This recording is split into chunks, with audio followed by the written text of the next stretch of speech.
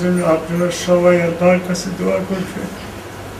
ঢাকাই সিনেমার শক্তিমান খল অভিনেতা ওয়াসিমুল বারী রাজীব এক নামেই যিনি দর্শকের মনে রাজত্ব করেছেন গভীর কণ্ঠ, তীক্ষ্ণ চোখের চাহনি ও বৈচিত্র্যময় অভিনয়ের মাধ্যমে।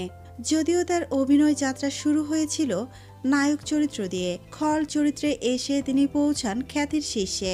4 বার জাতীয় চলচ্চিত্র পুরস্কার জয়ী এই অভিনেতা অভিনয় করেছেন অসংখ্য কালজয়ী সিনেমায়, যেমন কিয়ামত থেকে কিয়ামত, অন্তরে অন্তরে, হাঙ্গর নদী, গ্রেনেড, ভাত দে, সত্যের মৃত্যু নেই, বিক্ষোভ, মৃত্যুদণ্ড, ডন, দাঙ্গা, স্বপ্নের পৃথিবী ও স্বপ্নের বাসর।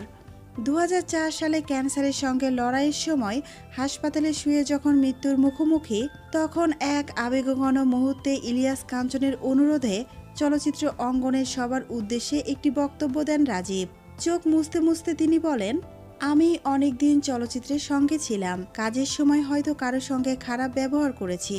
যদি কেউ এতে কষ্ট পেয়ে থাকেন, দয়া করে আমাকে মাফ করে দেবেন।